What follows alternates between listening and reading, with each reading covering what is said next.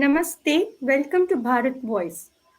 We have now convened here to discuss a very important issue on synthetic gender identity propaganda and its effect targeting children and erasing femininity, then even legitimizing pedophilia, which actually leads to completely tearing asunder a family system and institution of marriage in itself. All this is done under the guise of human rights and gender choice, as it is told. And then you have a whole cabal or cartel of techno-medical industries, and then international lawyers, then NGOs, and corporates actually profiting from this, propagating this spurious ideology.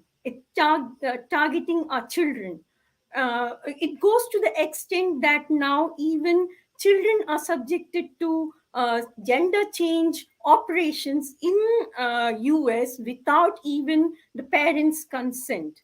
So even in India now we had recently petitions asking for same-sex marriage and same-sex couples taking to adoption, which is being struck down with the Supreme Court on technical issue. But there are more important, serious issues to discuss this. And for this, we have two very distinguished guests who would throw light on this matter and analyze this in depth without any so-called political correctness. So we have with us Kalavai Venkat ji, who is a very well-known author. He's a techie. He's a Silicon Valley-based techie, writer, practicing Orthodox non-theistic Hindu. That's how he describes himself. And author of a very well-known book, what every Hindu should know about Christianity. It's a must-read book which I recommend every Hindu should read. So then we have Shri Surajit Dasgupta ji. He again needs no introduction from me. He's a very well-known, reputed senior journalist.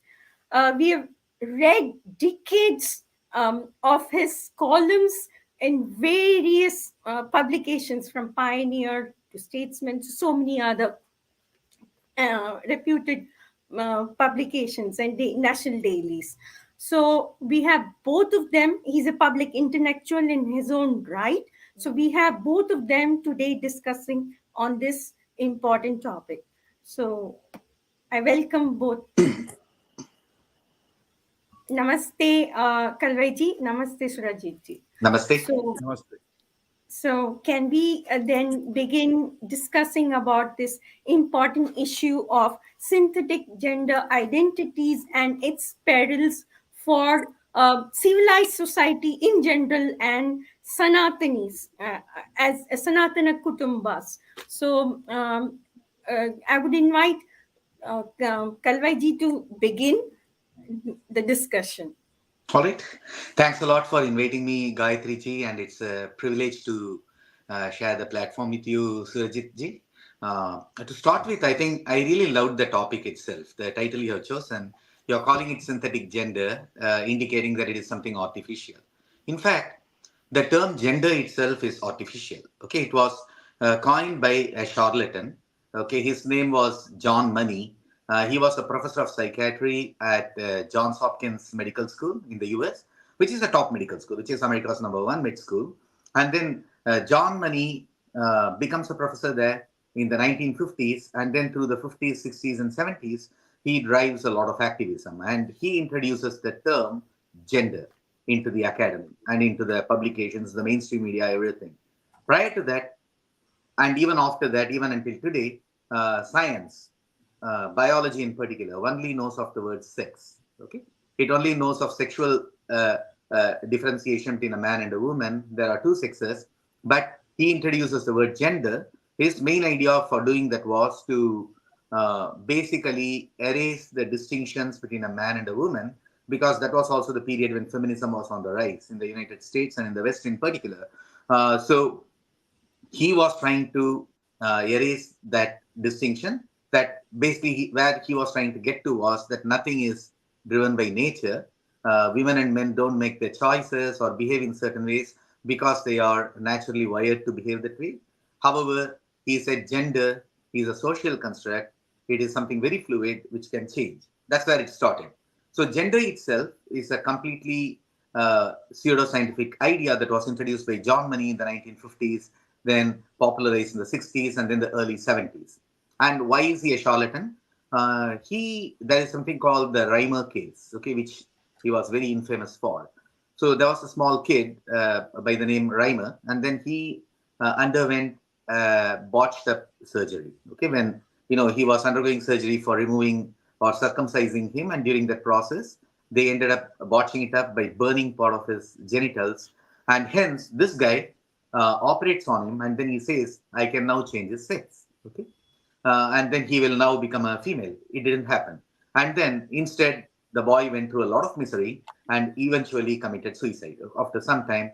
However, John Money himself launched a propaganda portraying this as a success story, and that's how the term gender itself got into the academy. And apart from this, it's a brilliant topic because what should have been treated as more of a psychiatric condition, which needs treatment with a lot of empathy and compassion, has been turned into social and political activism.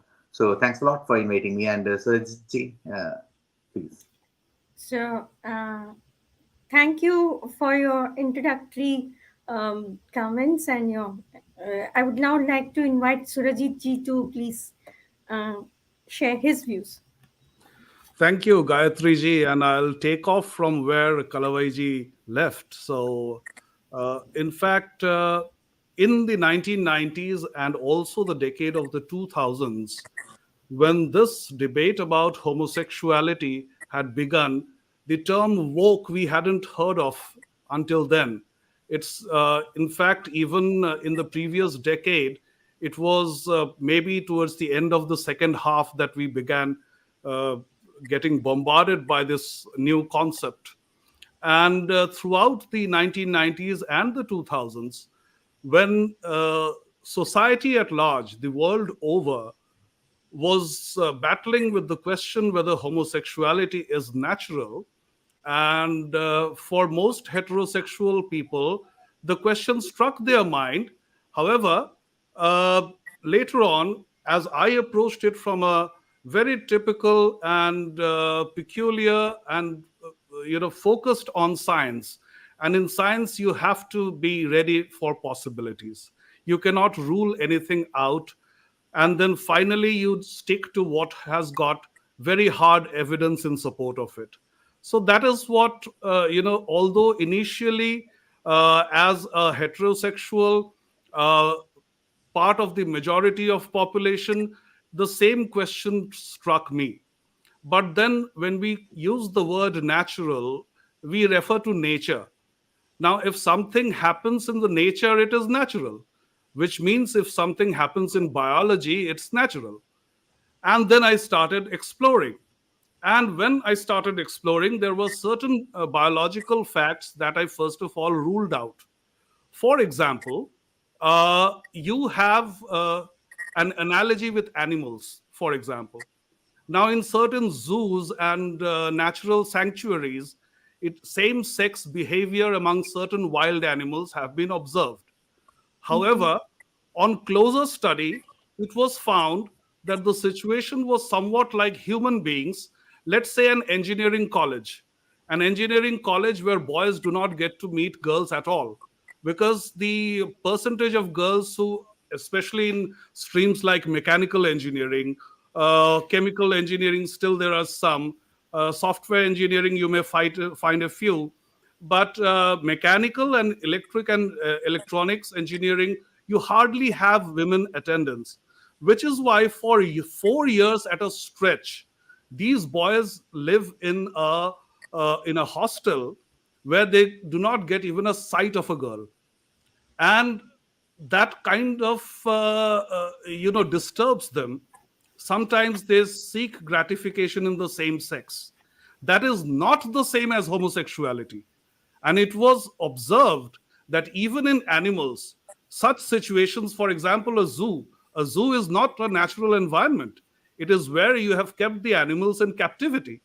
And therefore, the humans themselves might have created a situation where a male of a species is unable to mate with the female of a species.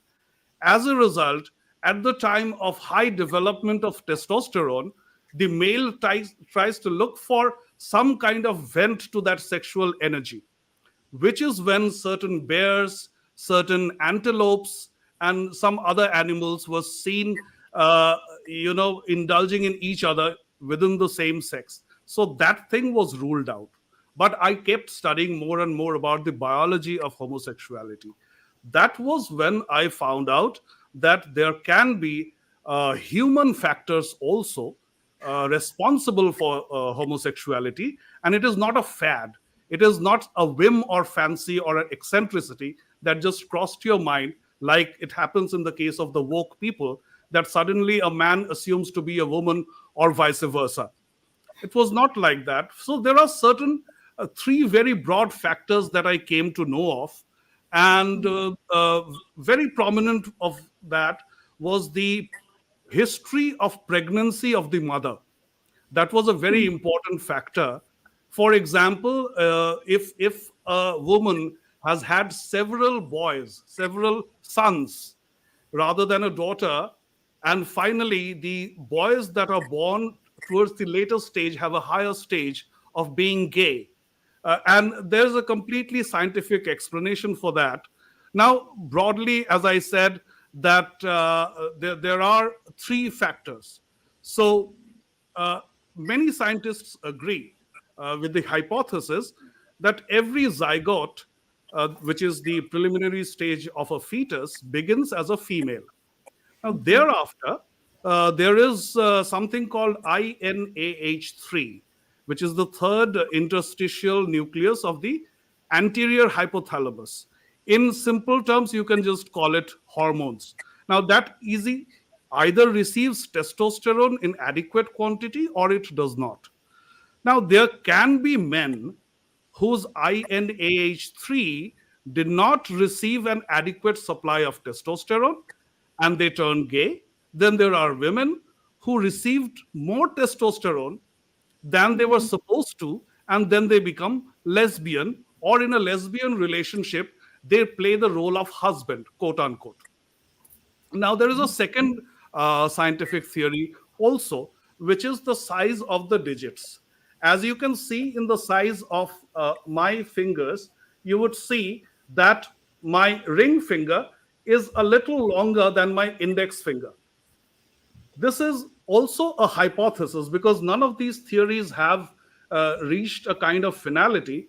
But a lot of scientists agree on this, that in a heterosexual male, the ring finger is found to be a little longer than the index finger.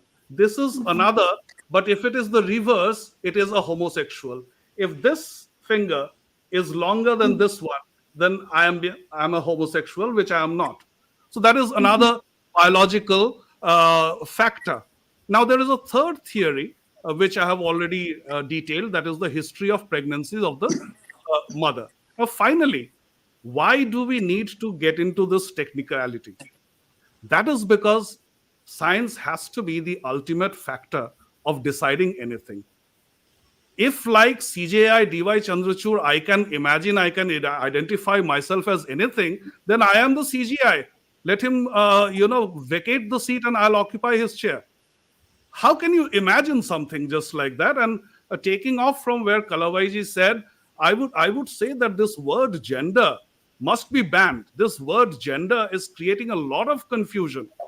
I remember when we were children, when we were in the colleges, the application forms that we filled had this field called sex. It was never gender. And we had to mention male or female, man or woman, boy or girl. So gender is something which is of a social construct. Clearly, it does not have a scientific basis. And why, in the case of a nation state, this is of utmost importance is because every country has an exercise called census. In census, we not only count the total number of people in the population, but also we have a good knowledge of the uh, sex divide. How many men, how many women. In the recent past, a third thing was added, others. So others had transvestites, transgender. Again, be very careful about the terms that you use. Transvestite is a scientific term, transgender is not. So again, when we talk about eunuch, what exactly is a eunuch? I'll come to that in the course of the program. But what I'm trying to get at is when the Supreme Court is trying to intervene, what it is trying to do is intervene in state policy. Now, you cannot have a state policy focused at a certain section of the population when you do not know how many people of that type are there. So, if it is left to the whims and fancies of individuals, today I may identify as a man and tomorrow as a woman, the state will be in a state of dizzy. It wouldn't know what to do with me. So, if there is a particular law that is made for, let's say, LGBTQ, and that LGBTQ plus numbers are fuzzy, they are constantly in a state of flux. How would any government in the world make a policy for that? So I would, end my inaugural comments with that. I think Actually, you made three wonderful points, Surajit. Just wanted to basically touch upon that. The first one, I really like the way you anchored everything around science, because at the end of the day, scientific evidence must be the arbiter of any controversy or any debate we are having. So the first point you made was the 3 points you made were, one, uh, mm, uh, is The there a supply of biological basis? testosterone. Yeah, Right. Is there a biological basis, broadly put? right. Okay. So, and then the second one is there could homosexuality itself be a learned behavior? Okay, people acquire.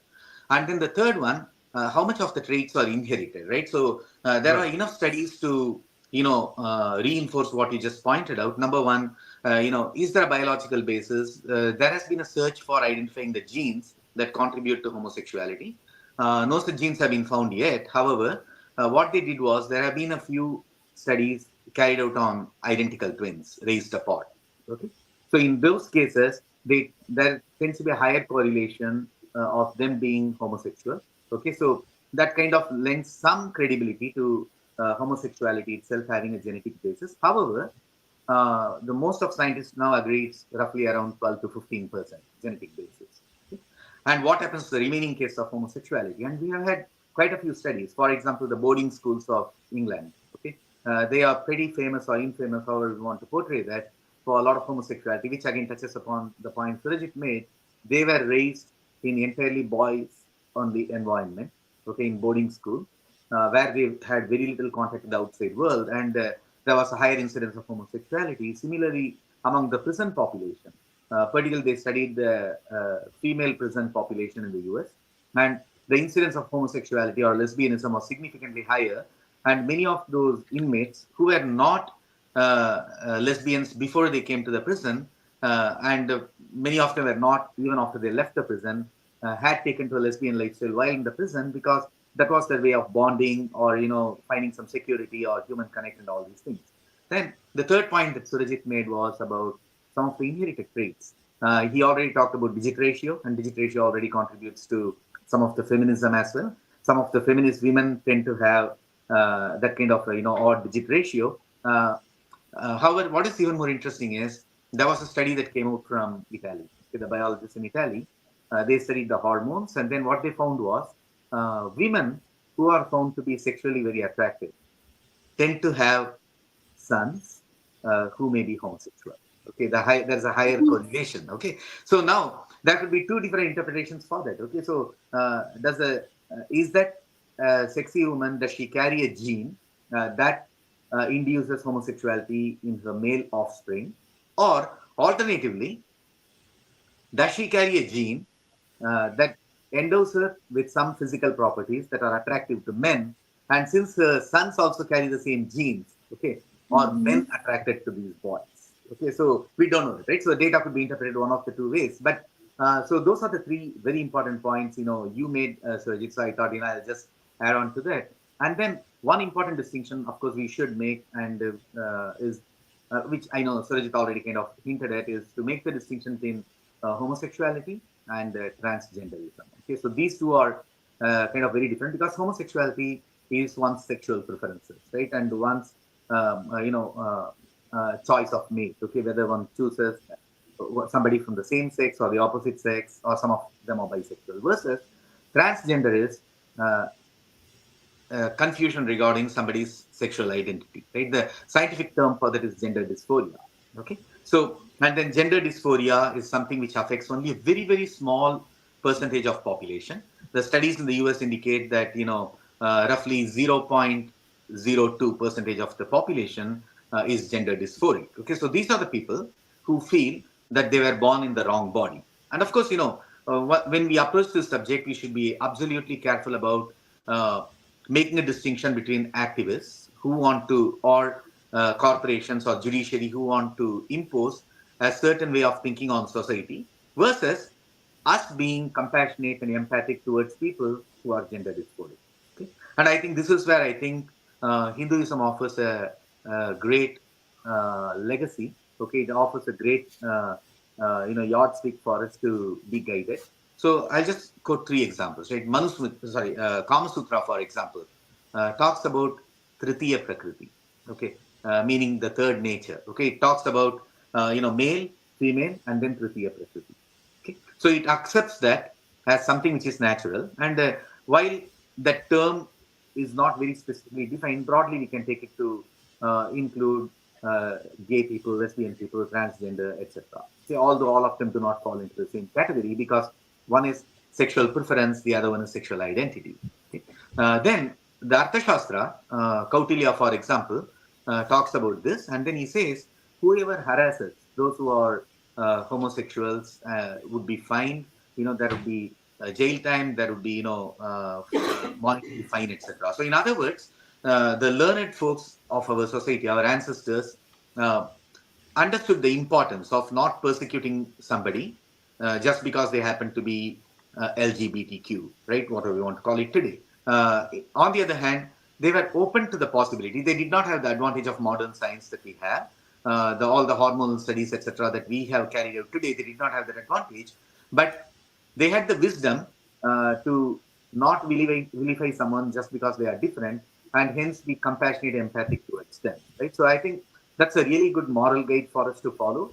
However, at the same time, the challenge with most of the activists and most of the transgender folks, everyone, is that they have abandoned science and they are very hostile to science. In fact, now there was a recent interview which both of you might have watched, where the biologist Richard Dawkins was hosted on Piers Morgan, and then he points out, right? So Richard Dawkins is one of the top biologists in the world, and then he makes a statement: there are only two sexes, male and female, and that's that to it, nothing more. Okay, so there is no third sex, and he has been making that statement for a while, and he has been pretty much deplatformed from most of the universities in the United States, and I presume even in the UK. And looks like he also might have got a lot of threats and other things to which he alluded to on the Piers Morgan show. So here is the big challenge, right? So what we are having is a form of transgender activism that's not rooted in science, that's very hostile to science, that's very hostile to those scientists and others who will not concur in their views. Okay, so that I think presents a very, very huge danger to society.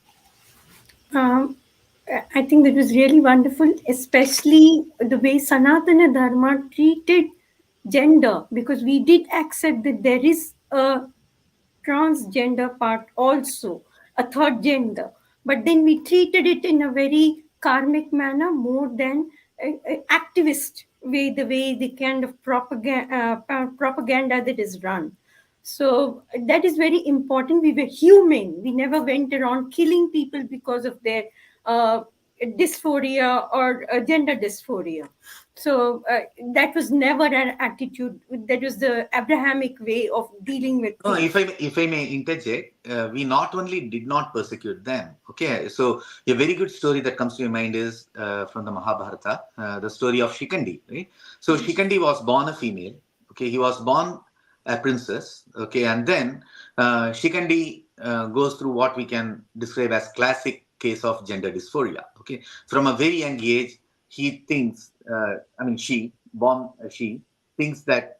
Uh, uh, she's in the wrong body. She's actually a male who is incorrectly in the female body. And then she's raised that way by the parents, okay, to be a boy, and then gets married to another princess. Okay, now you look at all of these things. Now, here is a person born into a royal family and then gets married to another princess. And then the princess rejects him, okay, because she says that, he's not a man, actually a woman. Okay, then the story goes that Shikandi goes on to acquire a male body. Okay, and of course there's a lot of miraculous thinking, magical thinking, everything going on there. We can ignore all of that part, but acquires a male body. But what is more important? He becomes one of the commanders of the Pandava army.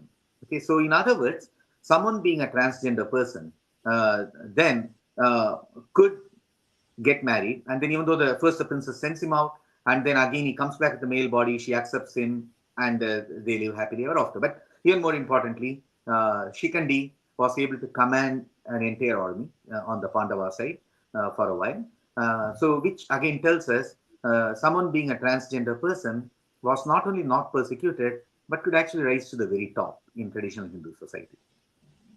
Yeah, we also had this Brihannala episode where Arjuna turned into due to some. Yeah, Surajit ji, you would like to? Yes. Yes. I would like to make some very nuanced points about two of the things that Kalavaiji said and I said before that, so that what I'm trying to get at is absolutely clear and there is no room for confusion. Uh, Even when I say that homosexuality can be biological, I never say it is genetic. That's a very fine distinction because every now and then, I would say from the mid 90s onwards, since I'm also a science enthusiast, although my subject is mathematics, I am just thrilled by the any scientific knowledge. So every few months, I check whether geneticists have been able to identify a gene that causes homosexuality.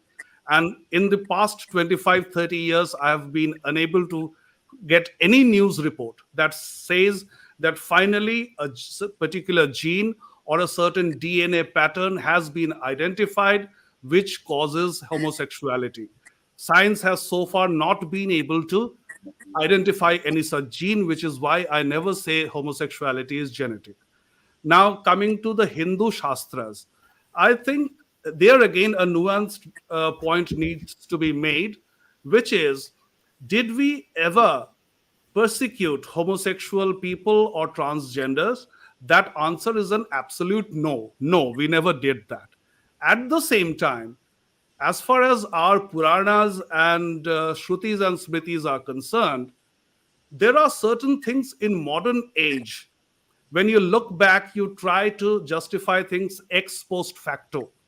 And to do that, you often impose or extrapolate today's values and morals on the past. We are not absolutely sure what kind of society was there in, let's say, Treta Yuga or Dwapara Yuga. And therefore, to say that now in the Kali Yuga, in 2023, we have a certain woke sensibility and we are also appreciative of LGBTQ plus. So therefore, let's extrapolate it on, let's say, Shikhandi or Bihannala, or even in the story of Samudra Manthan. Post that, you have a situation where Vishnu takes the form of Mohini, and then Shiva is attracted to her. Of course, it was made to fool the asuras, but Shiva is attracted to her, and then they together come. They come together and they produce a son. Now there are Shaivas who take serious objection to this story. They say that, are you saying that Shiva was a lesser god who could be fooled by Vishnu? That's another angle of looking at it.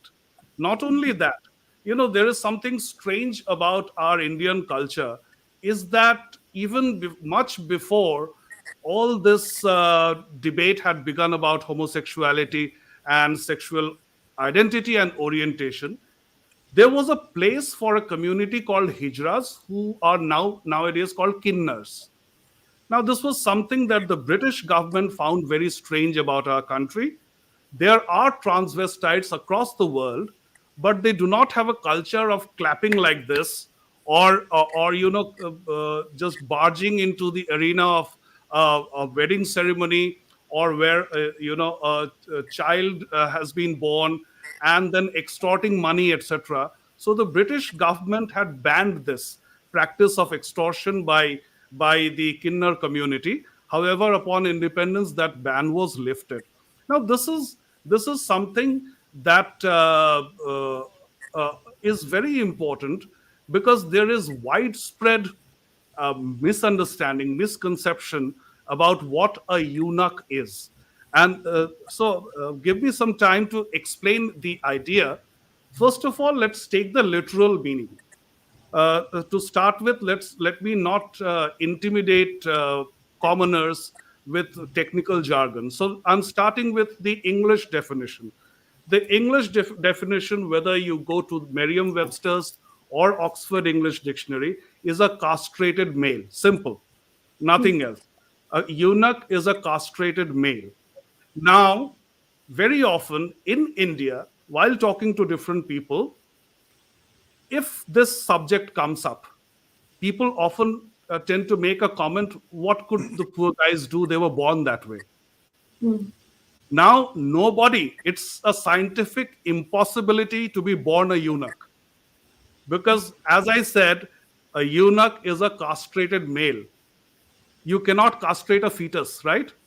So, when it was born, it couldn't have been castrated already. Therefore, technically speaking, by definition, there cannot be a born eunuch. Now, there are other conditions. In biology, it's called anomalous or vague genitalia. It's not absence of genitalia, but vague genitalia.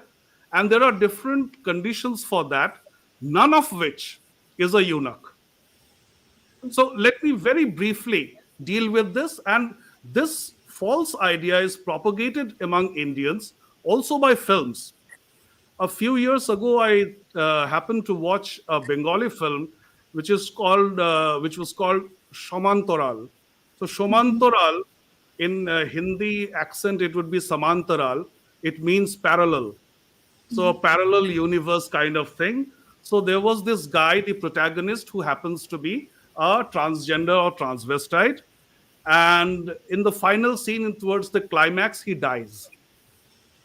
And when he dies, his father feels very sorry about him and says that I could never give him a normal life. And many people who had gathered there for mourning the death of this guy, they actually did not know what he was talking about. So this fatherly character, played by Soumitra Chatterjee, he says that when he was born, when this son of mine was born, I have two other children, absolutely normal. But when this child was born, I was embarrassed. And since I was embarrassed, I hid him from the worldview. I kept him confined inside a room of the house. And so far, just today from me, after he has died, you are coming to know that he was a eunuch. Now, it disturbed me so much. A film, a very serious character in an art house film, telling the audience that people can be born transvestite or eunuchs. That is a scientific impossibility, and this way, wrong knowledge is being propagated. So, very briefly, what are the possibilities of ambiguous genitalia, as I've said, or vague genitalia?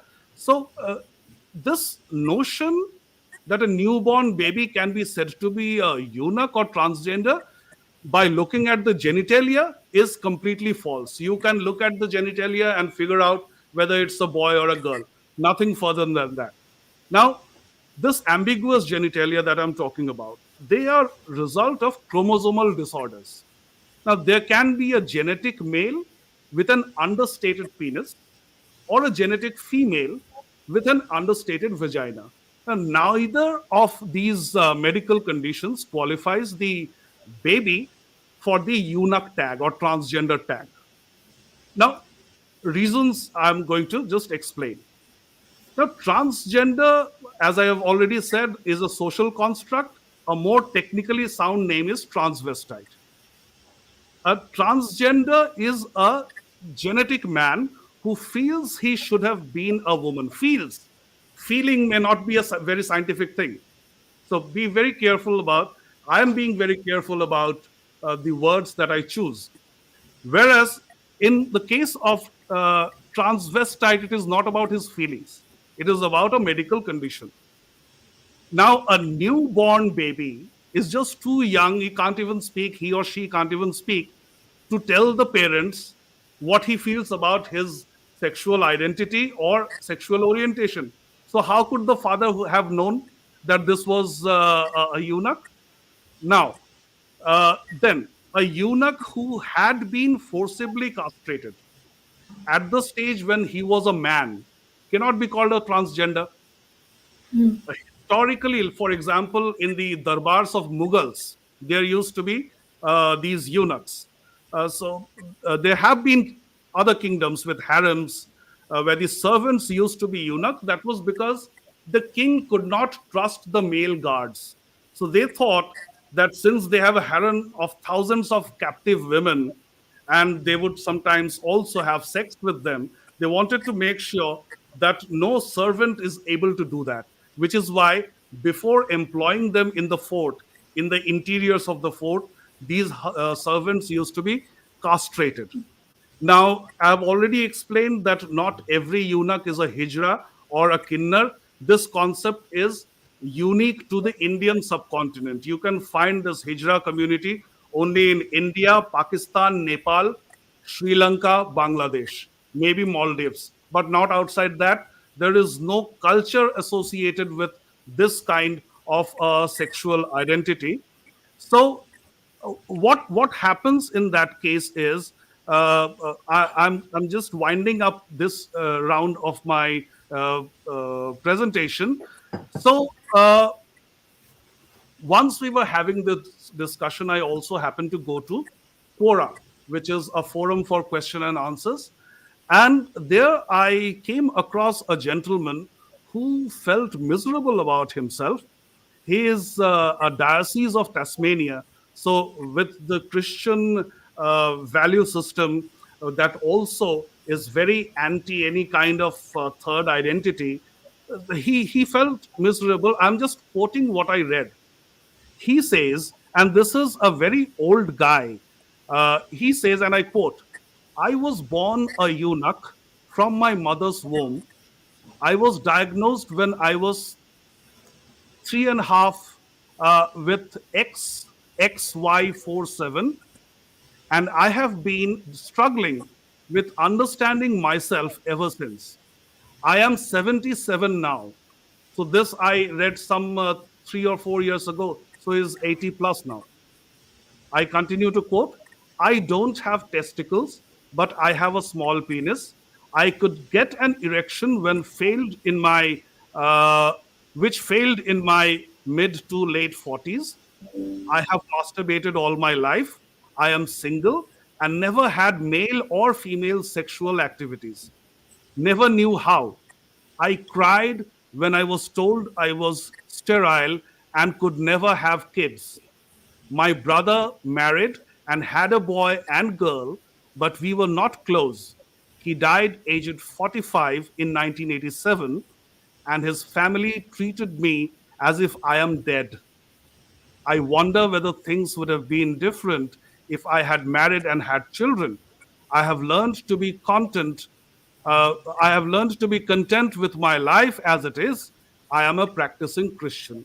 So I also felt bad for this guy, this old gentleman, And so I replied, that isn't exactly what a eunuch is. You are not a eunuch.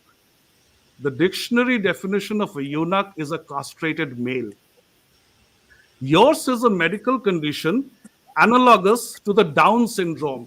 Like, even if many in the audience have learned biology only till class 10, they must have learned about Down syndrome. So there are other types of what is called aneuploidy. It's an abnormal number of chromosomes, like monosomy. In monosomy, what happens is a chromosome from a pair is missing. Then there is trisomy, there is tetrasomy, where more than two chromosomes of a pair are found in an individual. So, suffering from one of these chromosomal disorders, an individual may have what I call ambiguous genitalia. So I wrote to this gentleman that you are genetically a male.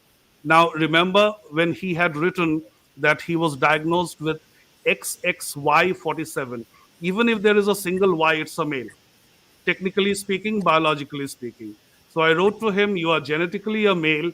You and other males like you suffer from this condition due to impaired testicle development, androgen insensitivity syndrome, and abnormalities with testes or testosterone, or what is called a 5A reductase deficiency.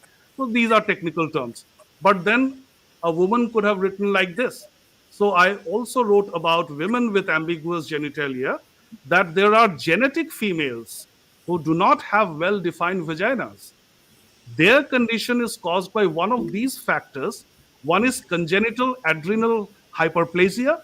Then there is prenatal exposure to male hormones, which I had talked about also while saying how a lesbian is produced, uh, uh, going by the pregnancy history of her mother. So that was prenatal exposure to male hormones or tumors. So none of these qualifies as a eunuch, and no one can be born a eunuch, for heaven's sake. Yeah, thank you.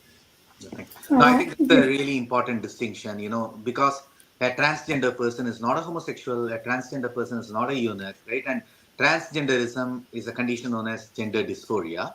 And Right. that's where I think some of the statistics are very important. So, one good book on the subject is written by Abigail Schreier. It's called Irreversible Damage, and that summarizes very admirably a lot of the data points. But here are a few. So, only 0. So gender dysphoria is a condition where someone thinks that he or she is born in the wrong body. Okay, born a male but thinks, it's a female within. Okay, so now only 0.02% of the population are really gender dysphoric. It's a really insignificant number. And then, more importantly, Lisa Littman, she's a doctor, and also she used to be a professor at Brown. I think she's no longer with Brown. So anyway, she was the one who first came up with a study, because she has been providing care all her life for people who have gender dysphoric, and then she came up with a very interesting finding called rapid onset gender dysphoria.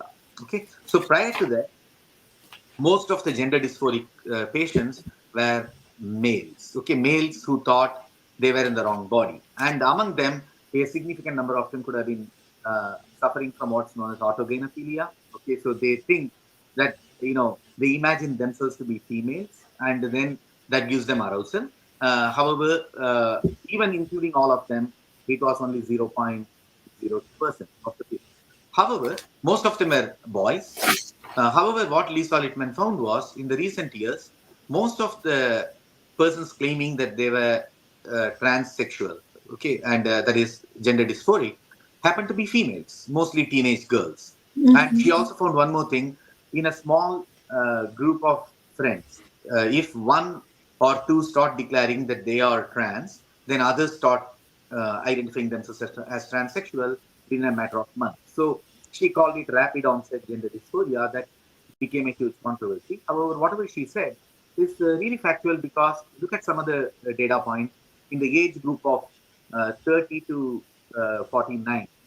1.6 percentage of Americans self-identify as transgender. Okay.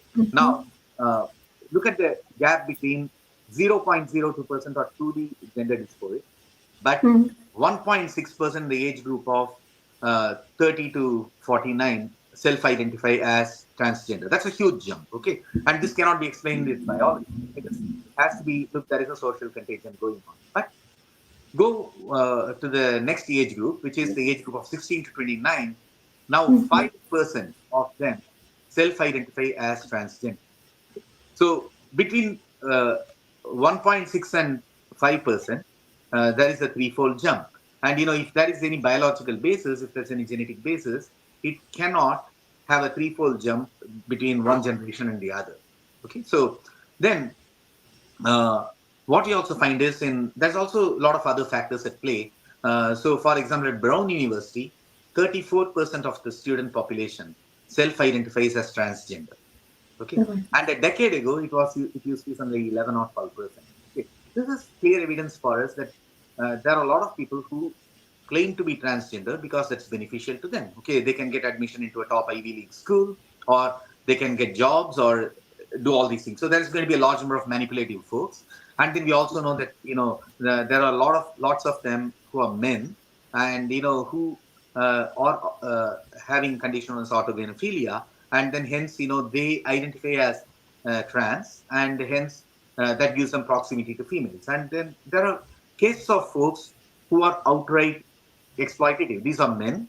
In the US as well as in UK, there have been studies, there have been cases where men get uh, uh, sent to jail, they get incarcerated, and just before showing up at the prison, they declare themselves to be females. They say, now my gender is female gender. Okay, so they call themselves trans women, and then they get housed with female prisoners. Okay, so now this endangers other female prisoners because these are biological men, and of course there are already controversies about biological men competing in sports, which are in the female category, and breaking all of the records, everything, and uh, effectively destroying female sports in the process, right? So all of these things happen. So I think uh, where is the real challenge? Where is the real problem, right? So the real problem happens because one, uh, those who are identifying this, these are again the studies summarized by Lisa Littman, Miriam Grossman. Miriam Grossman's book is also a must read, and the title of book is Grossman's book is Lost in Transnation. Okay, so everyone should just note it down and go through that. She's also a psychiatrist and has been doing amazing work in this field. And then she points, both of them, right? Lisa Littman, Abigail Schreier, as well as Miriam Grossman, all of them point out some very important data points. Okay, so 92% of the kids who in their teens first have gender dysphoria, they say, look, we are trans, I'm in the wrong body, etc. 92% of them overcome that and lead normal lives without any intervention. Okay? So you just leave them to themselves, they become perfectly normal. And then number two, uh, uh, among those who turn out to be uh, really trans people, really having gender dysphoria, many of them happen to be gay men. Okay, so in other words, we do not know how much of this is caused by their initial struggle with dealing with their own homosexuality, and hence manifesting itself in the form of gender dysphoria. Third data point they all summarize is over 72% of the cases which are identified as gender dysphoric also suffer from at least two comorbidities, which are related to depression, anxiety, and other psychiatric conditions. Okay? So, in other words, the underlying cause of gender dysphoria could very well be a, a psychological disorder. It could be a trauma, okay, which someone has undergone in the earlier part of their lives, and that going through a transition from prepubescent age to the puberty phase and the post-puberty phase is not an easy one, especially for girls, okay, because girls mature 4 or 5 years before the boys, and actually the age of puberty is dropping. It used to be 15, 16, it's down to 13, 12, etc., depending on society. So, in other words, girls or attaining puberty at a much younger age. In other words, they have not yet had the mental maturity to cope up with all the challenges, but then they are maturing faster. So this is the confusing phase during which they are more vulnerable to suggestions. And this is the stage when a lot of these trans activists and others implant the idea of transgenderism in their minds and they do not allow them to grow normally. Uh, in a gist, the biggest threats or number one, like I mentioned, most of the cases, like 92% and above, of the folks who are identifying as transgender disappears on their own, disappears on its own, okay, without any intervention. So that brings up the very first question: why would we allow the medical fraternity to intervene with them, administer hormonal therapy, puberty blockers from the age of 5, 6, 7, etc., and then things we don't even allow youngsters to do, right? Even to get a tattoo in the US, for example, you have to be an adult. Okay, if you're not an adult, you cannot even get a tattoo on your body. And now instead, we are allowing gender blockers, okay, puberty blockers, and all these things on children who cannot defend themselves. And then, second, once they undergo either hormonal therapy or surgery to remove their body parts, to remove their genitals, uh, it's an irreversible damage. It can never be fixed. And and if the underlying cause is psychiatric disorder, because we know that in 72% of the cases, they have at least two comorbidities, okay, which are psychiatric in nature. If that's the case, what we should be treating is not the manifest symptom, not the emergent property, but the underlying cause, underlying psychiatric cause. That's what we should be addressing. So this is gross in two different sense. One, we are causing irreversible damage to children, okay? And then we are allowing the most predatory elements in society to manipulate these children and bully them and bully parents. In a lot of US schools, what they call is gender affirmation. It's not only for schools, but even for psychiatric treatment, etc. And then, for example, a doctor who says, look, you don't need uh, to go through a therapy, could have his license taken away, okay, according to APA. Okay, and then because American Psychiatric Association wants physicians to affirm the gender the patient identifies with. But if the underlying condition is psychiatric, then the gender identification is dysphoria, nothing but gender dysphoria, and it will probably go away in most of the cases. And when you go to schools, this is where it gets really draconian. In many of schools, children are repeatedly asked by teachers, and many of these are very activist teachers. Okay? This is something I think society ignored for a long time, particularly in the West, particularly in the US. It has not yet started happening in India. That's why I'm really glad you brought up this topic today, because this is the time when Indians have to inform themselves and snip it in the bud, okay, so that the problem doesn't grow to the extent it has grown in the US. So what happens is the teachers, if the teachers repeatedly ask, right? Many of them are activists themselves, and they ask the children, do you still feel you are a boy or anything has changed? Okay. Now, these are the questions asked to kids who are 5, 6, 7 years old, and that would just make them get confused. Okay. And then they start thinking, well, what's wrong with me? But even more importantly, if a child says, oh, I think I'm in the wrong body, okay, or I feel I'm like a female, okay. And then without informing the parents, the child can be put through a therapy. Okay, this is happening in California. This is happening in other parts, and I think this is terrible because at the end of the day, parents should be the guardians of the child. And I'm not denying that there are rare cases. There's a small proportion of biological parents who are abusive, but that's a small proportion. And the solution for that is not to hand those kids to the mercy of activist teachers who will harm them even more. I'll pause there. Kalvaji, I would like to ask you one question. When there is only a 0.018% of people actually suffering from this gender dysphoria, why do the woke focus on the small percentage? What is the propaganda? What is the main agenda behind it? Why does So it happen? So Or who does it? there are two ways. I have thought of two reasons for that. Okay, so one reason I could think of is uh, this gives them a great opportunity to signal virtue.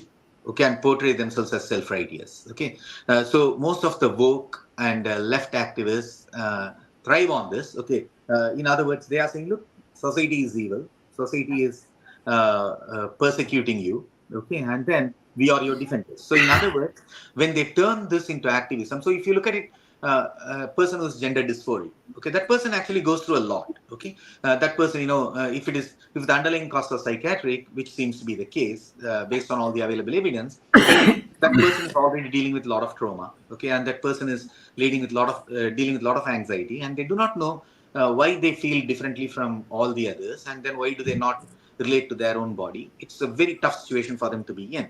And by and large, Abrahamic societies have persecuted them. Islam, it's worse. Somebody who's self-identifying as transsexual will get the death penalty or get thrown off a tall building and all these things. But Christianity is not much better because, all of this homophobia, all of this bias against transsexuals, everything comes right out of the Bible before, Islam inherits those biases and amplifies those. So they come from Christianity. And in Christian societies, these people have undergone quite a lot of trauma and other things, and hence, naturally, somebody would identify and sympathize with people who are gender dysphoric, and this allows the woke left activists to signal virtue and become their mouthpiece. That's number one. Then number two, uh, what you will also notice generally is that those who are gender dysphoric, those who are trans activists, those who are trans people themselves, at least some of them tend to be very vociferous.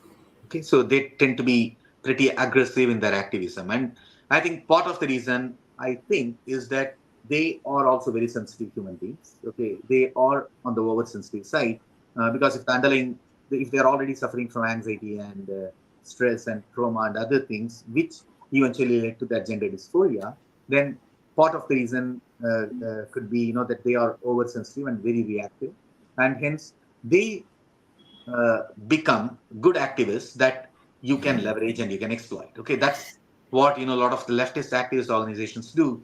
You put them in the front, okay, and then they are going to be very aggressive in their activism and asserting themselves, and then the left and the woke crowd can capitalize on it. I think those are the two reasons I could think of. And is there any commercial agenda behind it? Because I think So there's, could be, yeah. that could be. For example, Senator Hawley has brought up that point quite a few times, and he said that a lot of these treatments they cost a ton of money. Okay, so these are paid for by the government. Okay, and then but the government doesn't pay. Eventually, tests come from taxpayers' money, and then the big pharma, then the medical industry, they all get to benefit extensively from all of these things. Okay, they can do a hormone blocker, puberty blocker treatment, a hormone treatment, or they could do a surgical procedure. And remember that most of the kids, who are going through this kind of treatment, they need to be on hormones for the rest of their life. Okay, so it's a miserable condition to be in, and then they get to benefit from it. And but also, since the underlying causes are never addressed, their underlying psychiatric triggers and disorders would only get worse, and which means the medical community and the pharma community gets to benefit furthermore from that. So Senator Hawley has talked a lot about that. He has also written a book on that subject, and so that is definitely commercial interest, but I don't think it has been fully brought out and exposed. Yeah, that I think explains a lot. I think I'll move over to Surajit ji. Surajit ji, now how do we address this problem in India? Because just a few years back, there was a teacher's, I think, book, a teacher's training book or something, where completely woke by this government, they had a completely woke person who's ridiculously, dressed and ridiculously, he has all kinds of ridiculous things. His social media is replete with all kinds of horrible things that can't be surely related to education, especially primary education. So we had such a person now training teachers, primary teachers. So how do we address all these problems? Just knocking our doors. Right. One way to address this problem is that you game the system. That is, you take their own woke ideology and juxtapose it with another of their woke ideologies. Like, for example, the left thrives on individual rights, right? and they're supposed to be greater than the rights of a society or rights of a country or rights of a community. So individual rights trump over everything else. If so, let's say feminist rights are also, women's rights are also individual rights. Now let woke rights and women's rights clash with each other. Take, for example, a man barges into a women's toilet and tells the women gathered there, "You need not worry, I identify as a woman." And this was a real life situation. I'm not making it up. These things have happened in the United States, in different states there. Sooner or later, it may happen in India. In India, they went to the extent of making two unsuccessful attempts at changing the NCERT curriculum so that these woke sensibilities are drilled into impressionable minds. Now, why are we focusing on science in today's episode of Bharat Voice? That is because the products of humanities, even as they recognize that, yes, there are some problems with woke ideology, for example, the thing about bathroom that I just said, or a man, let's say, who used to rank 432 or something in national contest in swimming, suddenly identifies as a woman and participates in a swimming contest and comes first, beating the first woman who was the deserving candidate to win the gold medal. Or let's say a very terrible story that happened to a little girl in the United States. I'm forgetting which state it was, maybe Michigan, I'm not too sure. But this girl was arrested for some juvenile crime. And when she was brought to the police custody, she identified as a boy rather than a girl. And therefore, she was made to share a cell with male inmates. She was gang raped that night in that cell. The next day, somehow, her parents or grandparents came to know about, because she did not return home. It was a grandmother, I think. The grandmother came running to the police station, and she refused to go with her grandmother. She told the police that she fears she will be raised as a girl, which she does not want to be. And then thereafter, for a few years, she had had several harrowing experiences for this basic thing that she identified as a boy. And repeatedly, she was sexually assaulted by other boys. By boys, I shouldn't say other boys, because she was not a boy. And finally, when she became an adult, or I think she crossed the age of 16, that is when the grandmother, who was still alive, she somehow convinced her.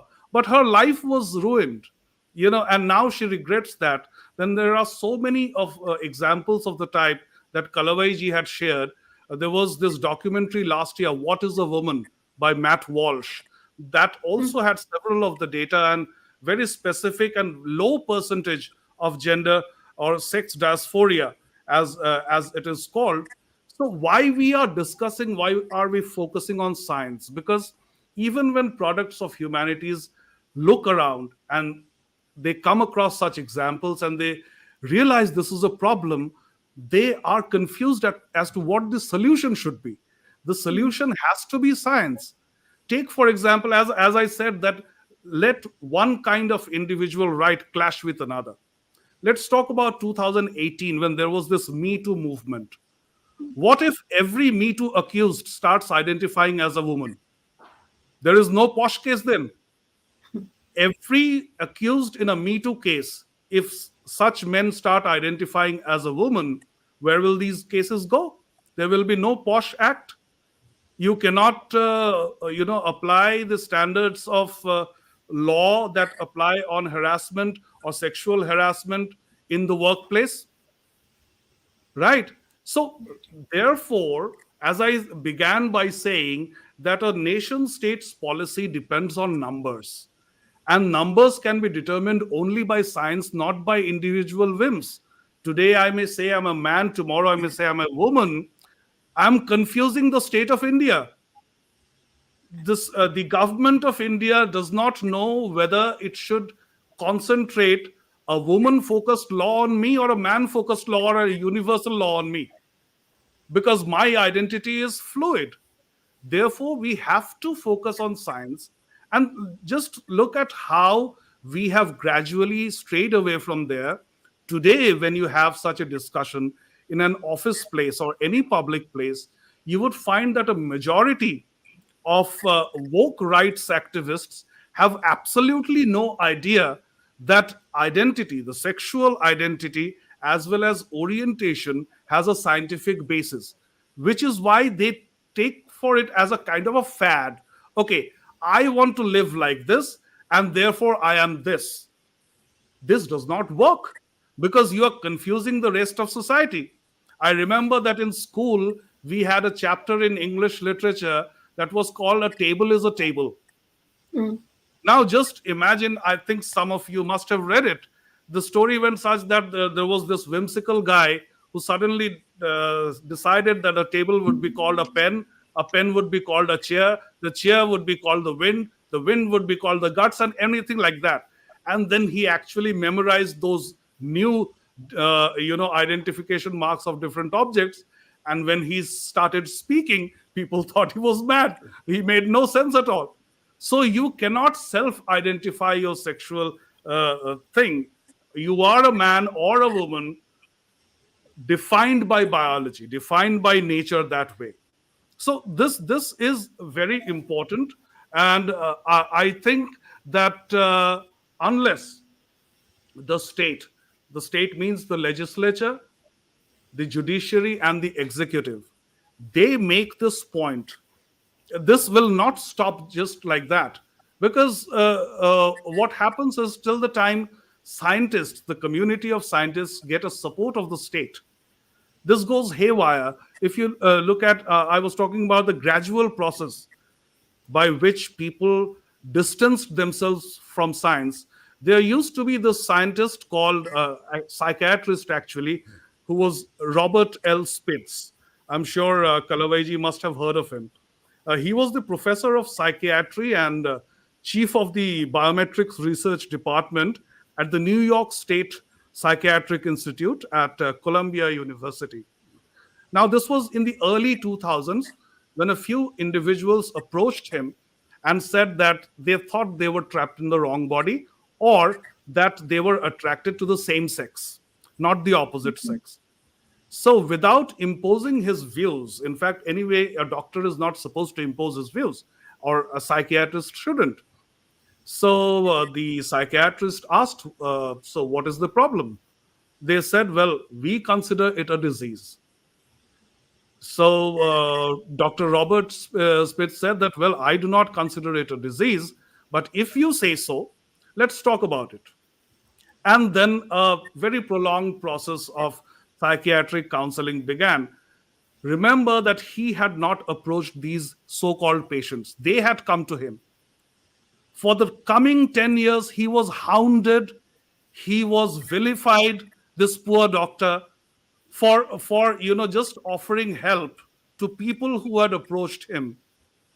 It was their word that it was a disease, and he was only trying to help them psychologically, and this thing happened.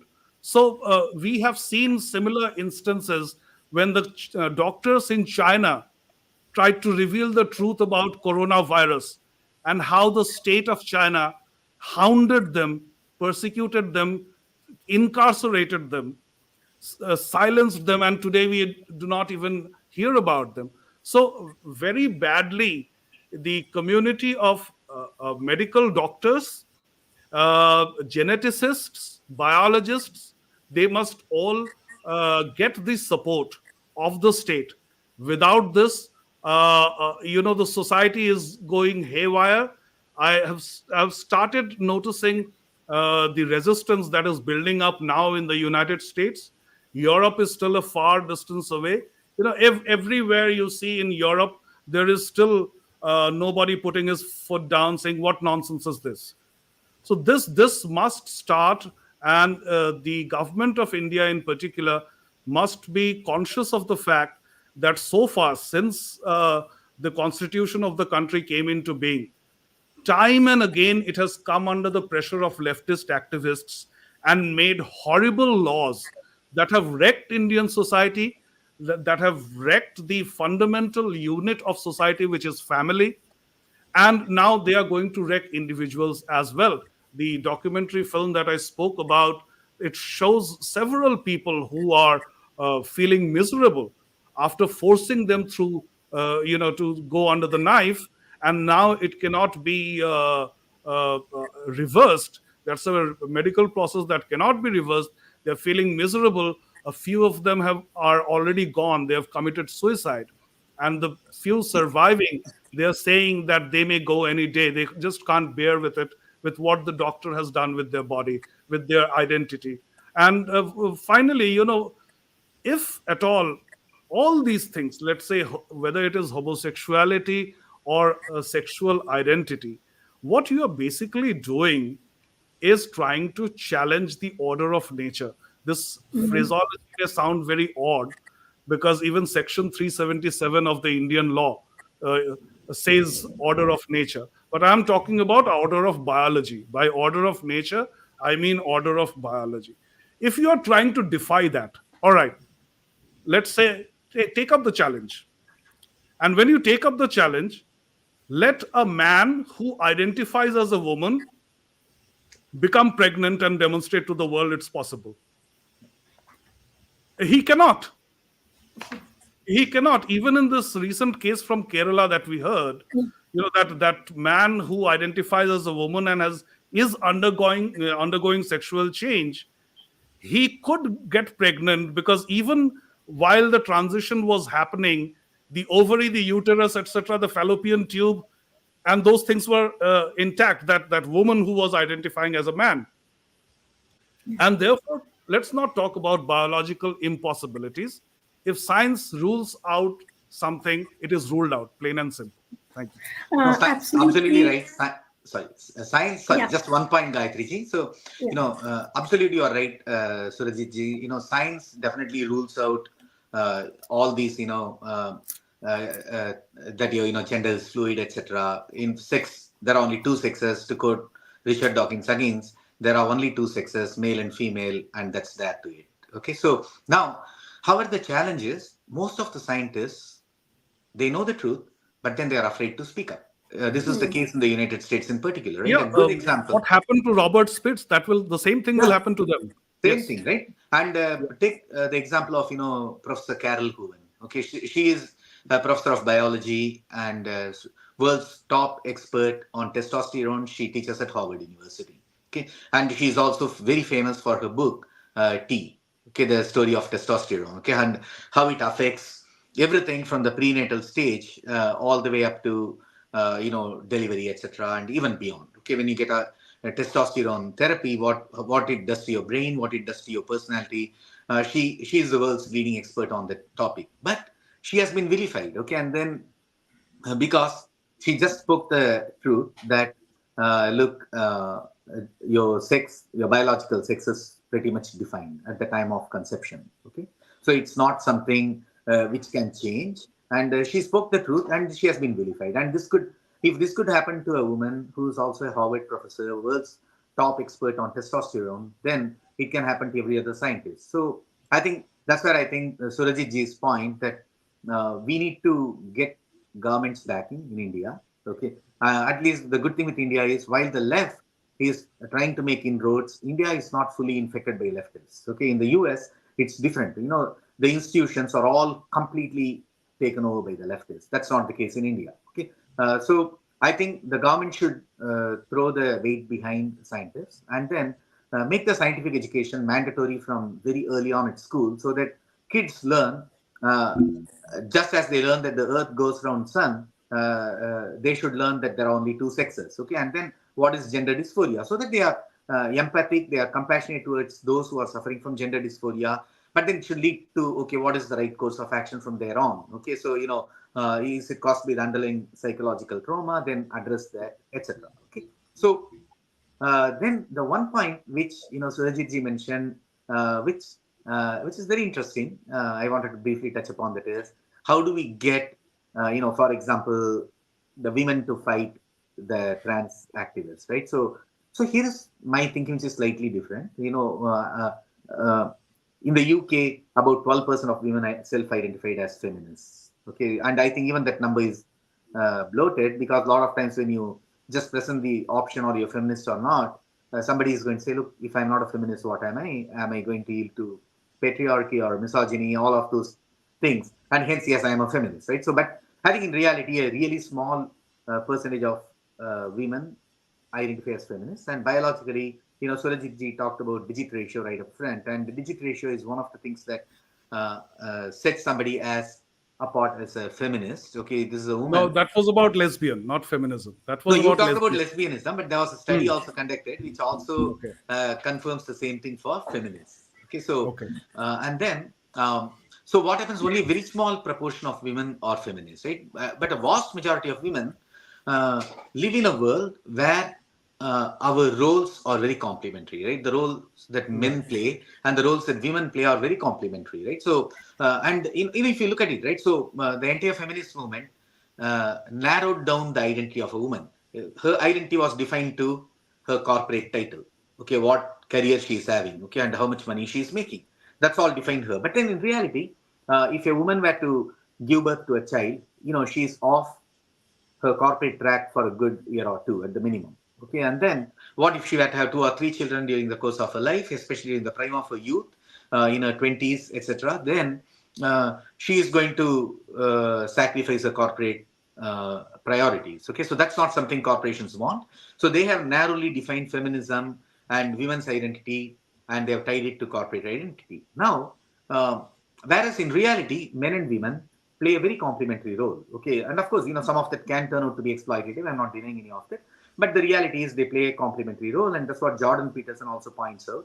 In Scandinavian countries, which are probably the most feminist on earth, a lot of women fall into traditional occupations. Okay, they don't take to engineering, right?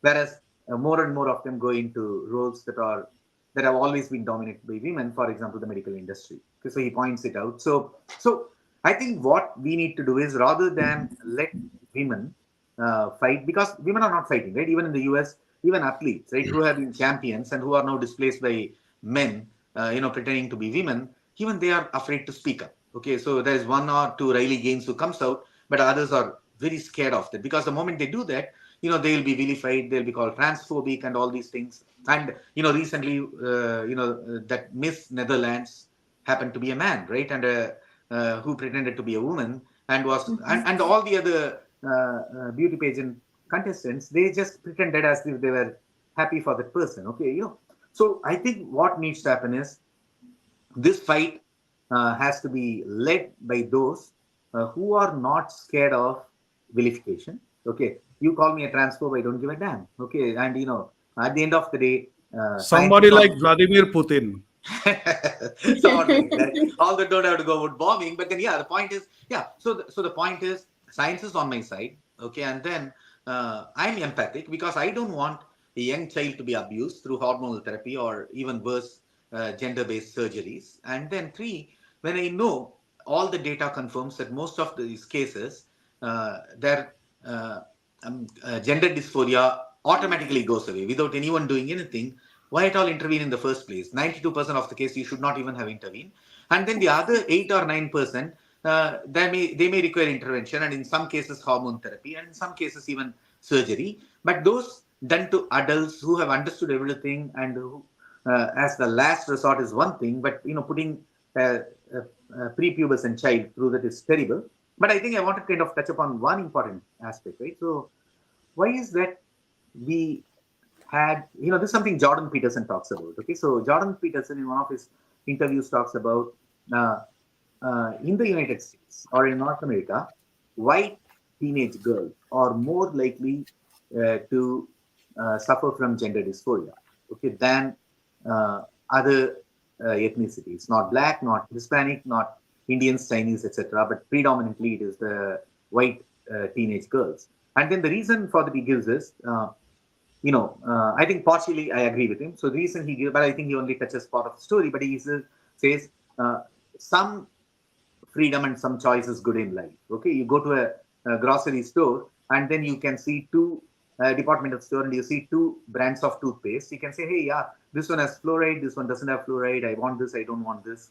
We can make the choice. But what if there are 100 of them on the shelf and you have to choose one toothpaste out of 100? Then you really cannot process all that data and make an informed choice. Okay, I think he's partly correct with that, and he says, look, a lot of the teenage kids, especially the white kids, are bombarded with a lot of cultural expectations, a lot of propaganda, and hence they are prone to this. That's partly true. But I think what is something he misses out, which most of the Westerners miss out, because they have not had a traditional society for almost Mm. 50, 60 years now, which we in India luckily have even today. Okay, so in India, girl child who is growing up, okay, so even before she attains puberty, she gets lot of excellent inputs from her mother, her aunts, her grandmother, grand-aunts, and everyone. Okay? So, in other words, starting with, okay, why am I getting my first menses, all the way down to, why is my body going through all these changes, and how does it impact my mood, or all the way up to, getting married, getting pregnant, having the childbirth, and the complications that ensue that, and all of these things. Uh, as much as they can get a doctor's guidance, they get a lot of insight from traditional society, from their own family and their friends and other elderly women, right? So I think this is something we cannot afford to lose, because this is going to be the best defense and barrier. Because traditional upbringing, especially the traditional Hindu upbringing, okay, where a woman, a girl child, is encouraged to embrace her feminine nature, okay, without any shame. I think that's a beautiful thing, okay, because she can become a dancer, she can become a singer, she's taught all these things, and being feminine is perfectly normal, and she doesn't have to act out the part of a male, okay, and then she can wear her gagra choli, she could wear her tawani if she's from South India, and all these things, and tawani is just something similar to lehenga choli in the north, okay, so there is this normal transition which our ancestors have built into our lifestyle, and I think that's something we should leverage, along with those of us who are not afraid of getting vilified.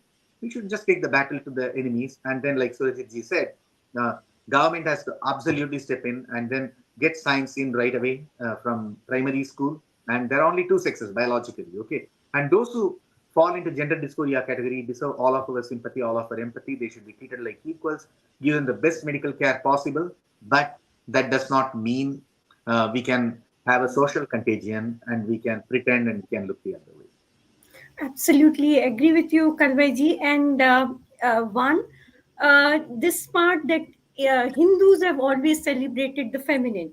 For example, we have the coming of age ceremonies, Correct. which celebrate the menstruation, start of menstruation of women. I mean, Right. that is down in South, in Tamil Nadu. Yeah. Even We in Nepal, celebrate. Yeah. even Even in Nepal. Nepal, Yeah. there is Kumari Puja. Yeah. After that, the menstrual cycle starts. Right. Yes. Yes. So we have never shied away from femininity. We have celebrated femininity Correct. as energy and so many other forms. I mean, we have celebrated femininity. And another thing that I would like to draw attention to both of you about is one issue: the role of UN in all these things. Because UN is successfully, what it is done is, it is sort of divided first the family, first sort of said ki the nuclear family is more important, the joint family is sort of oppressive. Then what it does is creates man versus woman, and now so many other genders versus man and woman, and a child too is Yeah. being sort of pulled apart. Now we have this UN now dictating norms to other nations. So we have now India following norms dictated by the UN. So how do we handle this? Because the state has to do it, as both Surajit ji pointed out and Kalvai ji. So both of you pointed out very rightly, the state has to stand up for family rights, for sex rights, that is rights of a woman and a man. And women's rights is most trampled in all this. So how do we handle this? Should I take that question? Yeah. Please, please, please. Sure. Yeah. Okay.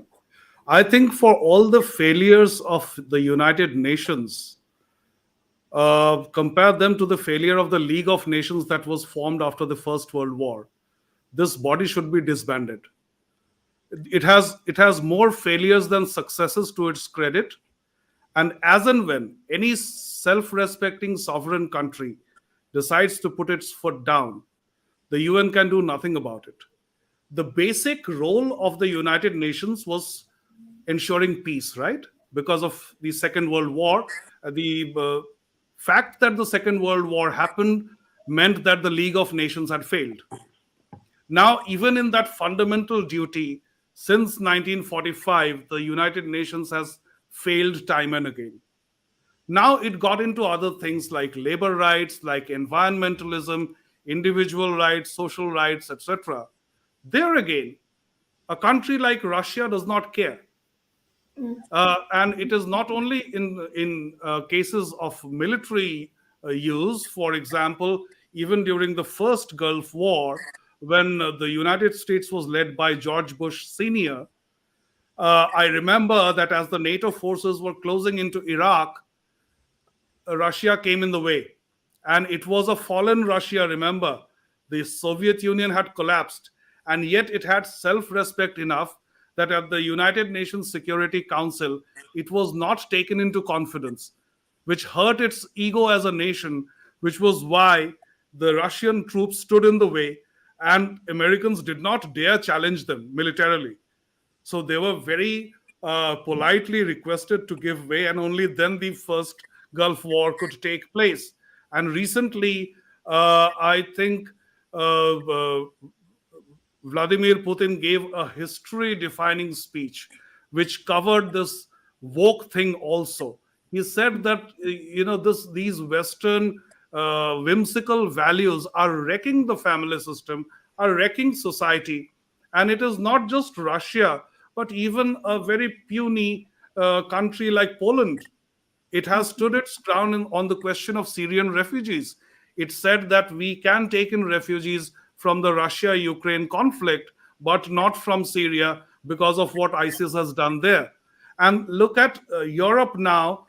Entire Europe has been Islamized, and there are riots everywhere. Now they are making demonstrations in support of Palestine after the 7th October attack of Hamas on Gaza Strip and other parts of Israel.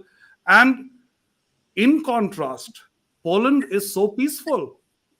Poland does not have this problem. So similarly, on the issue of society, on the issue of family, we can stand our ground, and there is nothing that the United Nations can do about it, because till the time there is a Republican government in the United States, which is, or it claims to be, oriented to family values more than the Democrats. And mind you, United Nations is just a front. It is actually the United States that does whatever it likes. Sometimes it cares for a stamp of approval, sometimes it does not. So the key thing is, why are two of the most important headquarters of the United Nations in New York? And not in Geneva or some other country, because it's the largest funder of United Nations. Funds from United States stop pouring in, United Nations will become dysfunctional. So United States has to play a very major role, and I don't see any Democrat government doing it. I don't see Joe Biden doing it. Maybe if Trump returns or Vivek Ramaswamy makes it, which is a kind of unlikely. He's very far behind in the race, or even in the primaries he would be. So I think that is where we start. And our own government must develop a spine and not look for certification from the West as to what is morally right and what is morally wrong. We have done that enough. Let's not suffer from what is called inferiority complex or heen bhavna, that the West, the Paschatya, is always better thinking than us. And therefore, what they say is right, and what they say is wrong is wrong. Let's not do that. I hope that successively we will have governments with leaders and leadership who will have the moral courage to stand up to some of the outrageous things about the left in the West. Absolutely, I agree with you. Our country's leadership should stand up against the UN and other forces, the Western forces, which wants to impose this kind of woke ideas, especially these kind of absolutely society destroying ideas, civilization destroying ideas. So I agree with you completely. And Kalvaiji, any points that you would want to No, I share? think Surajit ji said it really well. And the only point I would reaffirm is that we should not seek external validation. Okay, India as a society, as a civilization, is much more ancient than anything else in the West. So we don't need external validation. And more importantly, I'm more than UN or external bodies. I would be more worried about uh, these leftist activists stealthily working on, introducing these ideas in textbooks Yes. onwards. Okay, so Yes. that's something, a lot of times the people who are centrists or right of the center, etc., they don't pay attention to what is going on in textbooks. And so remember, right? It's very easy for somebody to introduce the concept of gender, okay, and then poison the mind of a child that, oh, it's not just male and female. There are many more than that. And then my parents and others who are saying that there are only two sexes are actually transphobic, and I want to be the nice person. Okay, it's very easy for the left to get this kind of propaganda into textbook, and that's the first thing we should always keep looking for.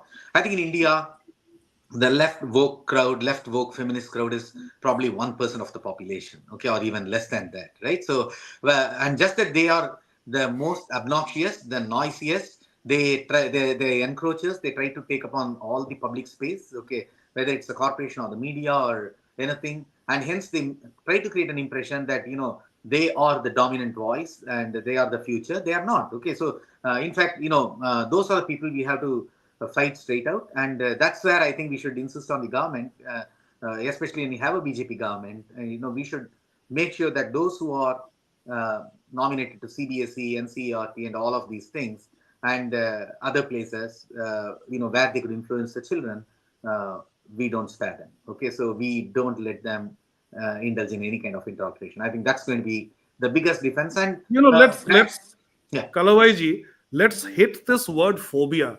I see this Islamophobia and homophobia kind right. of similar in two different space. What is a phobia? It's a baseless Irrational fear. fear. Yeah, Yeah, irrational fear. So yeah, let's challenge them as to who is phobic. Are right, they heterophobic or are we homophobic? Are they science phobic? Most importantly, are they fact phobic? right, right. So, Absolutely. in any field, whether in Islamophobia or in homophobia, we can prove that we are on a solid ground. We have the base. Oh, It yes, is correct. it is their thoughts that are baseless. Yeah, Absolutely. Absolutely. I agree with you.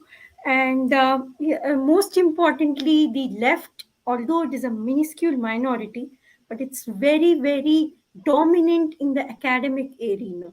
So, especially the universities, that's where the brainwashing happens actually. right, We right. leave our children there. I know many people, even for example, the Sitaram Yechuri.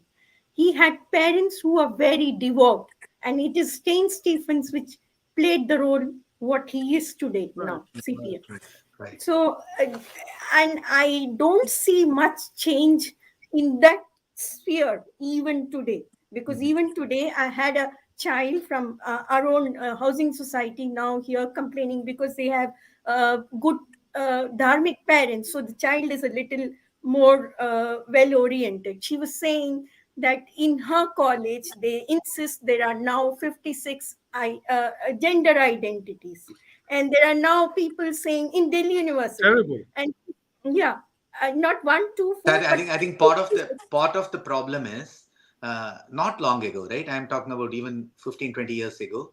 All the intelligent kids, they studied science or they studied accounting and they became chartered accountants, or they will study science, engineering, medicine, etc. And absolute discards, okay, who were good for nothing, who flunked everything, they will go and study something like sociology and all these useless subjects, which Feynman, the Nobel Prize winning physicist, called a That's a pseudoscience. fact. Yeah. Right. It's a pseudoscience, right? Absolute discards only went and studied those things. And those days were good because the professors will come and tell them, you couldn't get into engineering, couldn't get into chartered accountancy, couldn't get into medicine, couldn't get into MBA. You have failed. You have been a total failure until now. Your future is totally andhera, but at least try to do something so that you can be a productive You person. But now you what is earn a that? living by being a gas bag.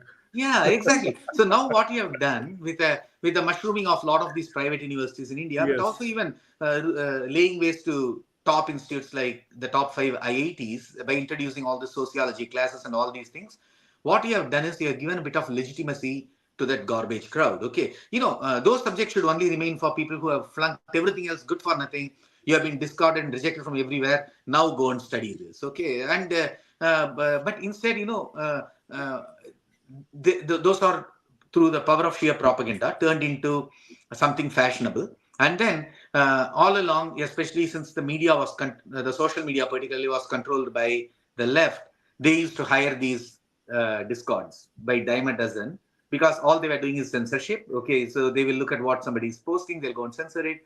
Those kind of things, they're giving them jobs. So hopefully Elon Musk kicking most of them out would become the harbinger of a new trend. And but I think that's the big danger, right?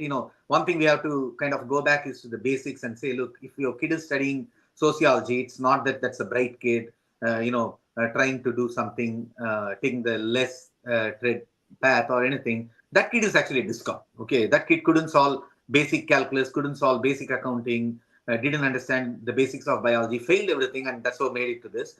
And treat them for what they are. Okay, don't glorify them. I think that's the mistake we are all doing. It's also a very intelligent way of handling this situation. Tell them you are inferior here, up Yeah, here. yeah, exactly. I mean, why would somebody? I mean, I always find it laughable when somebody Mm. says that JNU is a top institute. That science Research departments could be good. scholar. Yeah, that science departments could still be very But good, but science department is very good. They have a yeah, very good science Yes, they have. department. right. And they The are the biology most and all of that silent. would They be are the good, least right? vocal.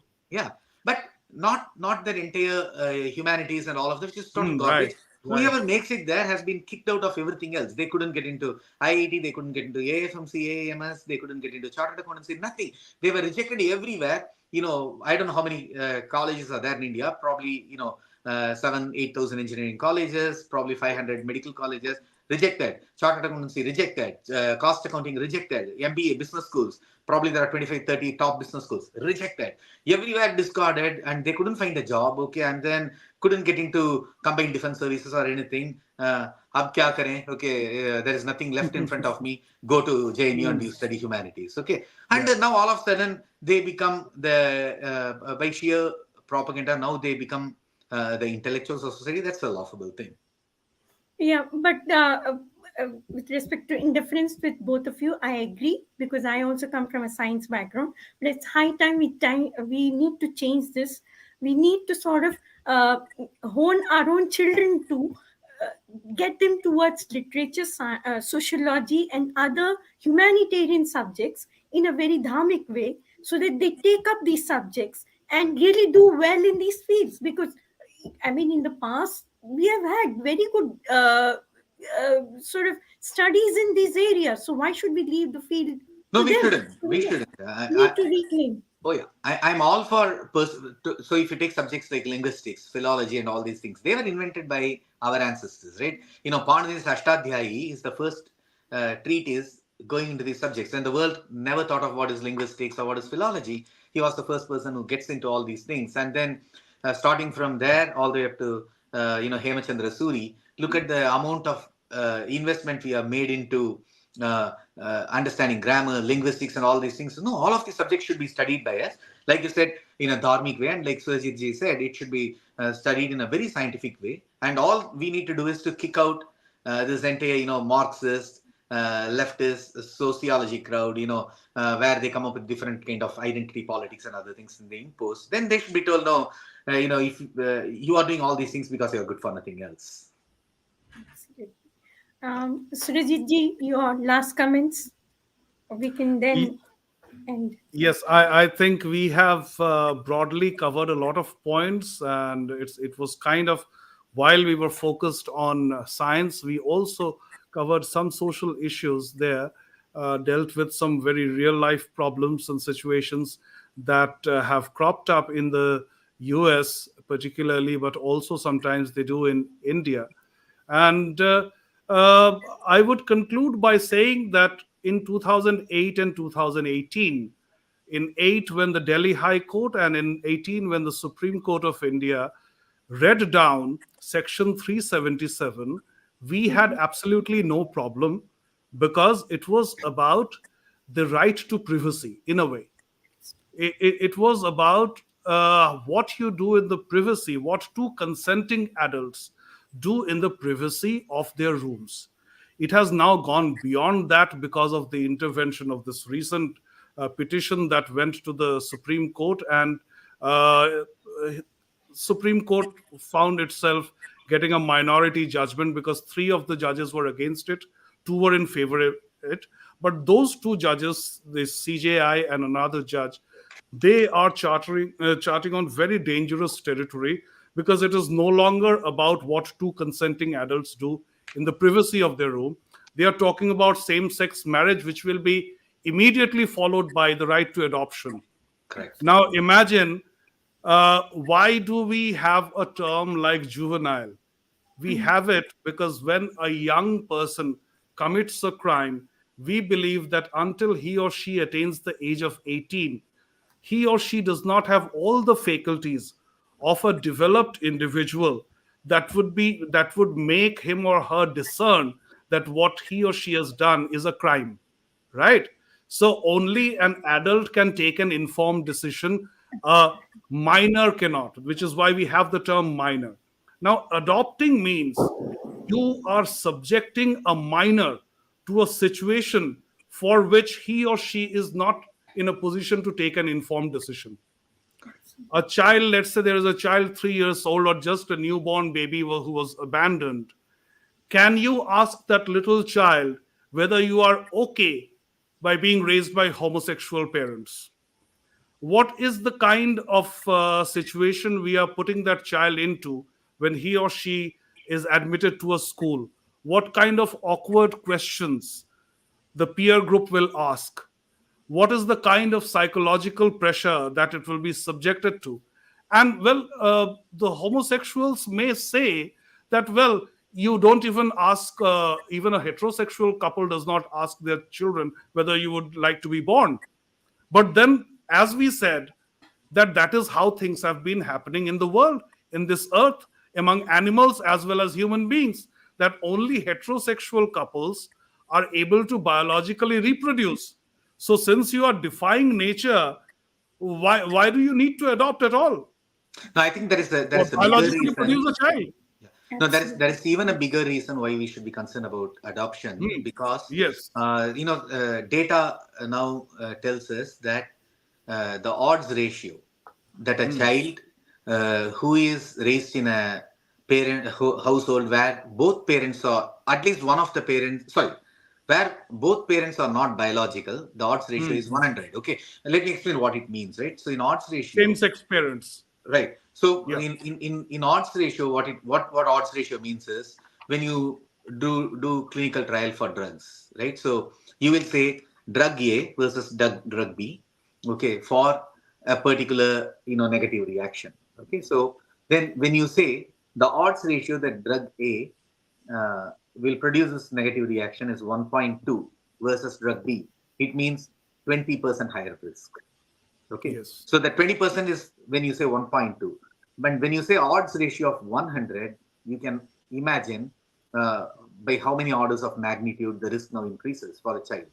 And when the child happens to be, sorry, when one of the parents, the who have adopted the child happens to be a male, then the risk of sexual abuse also increases significantly for the child. Okay, so it's not, so a lot of times I've got no problem with two people being a gay or a lesbian couple so long as they are Me consenting neither. adults, Yeah. and then yeah, and then so long as whatever they are doing is their own private life, I have absolutely no problem with it. And so long as they are loving couple, I'm happy for them. And so long as they are productive members of society, I'm happy for them. I welcome them. However, when you talk of things like adoption, which also came up in the Supreme Court judgment, right? Luckily, it got Yes. struck Yes. down. But nobody was talking. Not the CJI, not the consenting judges. None of them talked about what is the impact on the child. Okay, is the child put through risk? And I think safest place for a child is a home where both parents are biological. So even a household where one of them, that's why the academic Gadsad talks about that. He says it at the end of the day, it all boils down to one thing: do you favor your uh, romantic life over the well-being of your child? Okay, so even when you go through a divorce and then you bring a stranger into the household, okay, you are increasing the risk. The odds ratio that your child will get abused increases. And when both of them are not the biological parents, like would be the case in the case of gay couple, and then when the child is adopted, then the odds ratio literally goes to the roof. Does not mean every adopting parent or every homosexual person is going to be abusive of the child. But an odds ratio like this should alarm everyone, and we should pay attention to that because this puts kids at risk. Absolutely. And another thing is, for a child to grow up, you need a woman and a man both. Oh, yeah, of course. You need a woman who nurtures, who Yeah, gives it motherly love, a right. father who gives the protective love. I mean, there's nothing Yeah. wrong in having Oh, different sexes meant for correct. biologically Yeah, different roles. yeah, There's nothing wrong with that. yeah. So we need that kind of a society where children are born, they are happy and they are well protected, because that's when they grow up in an environment as confident adults. And Otherwise, also and also nurturing those kind of traditional roles does not mean a woman cannot shine in a field of a choice. The best example is Dr. Lalitambika. Okay, so she led India's Mars lander mission. She was the director general of operations. Okay, she's the rocket woman, right? So who led this initiative? Probably it was an 8-10 year long initiative. So none of the women working at Facebook or Google or Microsoft gets to do that kind of job. Okay, most of them will be given a target for a quarter, they achieve that, and then it doesn't work. The project will be axed, and then she'll be asked to go and do something else. Okay, and here is a woman leading India's Mars lander mission. Okay, and then she drives and she delivers, and then she says, how was she able to do that? She is married, she has children, and then she said her in-laws and her husband, they played a very supporting role so that she could focus on her physics and her engineering. Okay, so yeah, having a traditional role does not mean a woman has to be the one who's yielding, or a woman cannot become a doctor, she cannot become an oncologist or a rocket scientist or anything. And then we have proof in India to the contrary. absolutely agree. This since we were focusing on science, there is also something, a scientific risk that we subject the child to if adopted by same-sex parents. When we were discussing the biological reasons for homosexuality, it has been found that in every homosexual pair, during the sexual act, there is a person who plays the role of the husband or so-called husband, and Right. the other one plays the role of a wife. The same thing happens in the case of a lesbian couple. Now, it has been found that the so-called husband in a gay couple is a person who is being flooded by testosterone, Right. and while the wife in a lesbian couple has extreme levels of estrogen. Right. Now, think about parents, a child's parents. One of them is extremely masculine, or in the case of lesbian parents, one is extremely fragile because of being bombarded continuously by estrogen. What Mhm. kind of an unstable childhood would that child have Right. by looking at one of the parents who, just imagine even normal parents. Hmm. If your father is extremely bossy, let's say, if your mother is extremely fragile, or even the mother is extremely bossy and the father is somebody who cannot handle situations, Right. what kind of an upbringing will you get? So this is very dangerous territory that we Right. must stop the Indian state from Yeah. venturing into. Absolutely. Fully agree. Absolutely agree with you. We had a very wonderful session and a very scientific discussion based on biology and science, why we need to uh, protest against this synthetic gender identity. They are manufactured. They are not natural. They are manufactured. So why we need to protest against it? Why we need to not get it into our system? So very, very many thanks to both of you, Kalavai ji and Surajit ji, for joining me here. And in future, I would like to see you both in on other occasions discussing other matters. Thank you so much Thank you for very your much. valuable time. Thank you. Thank you, Thank Gayatri ji. Bye. thank you. I'll end. So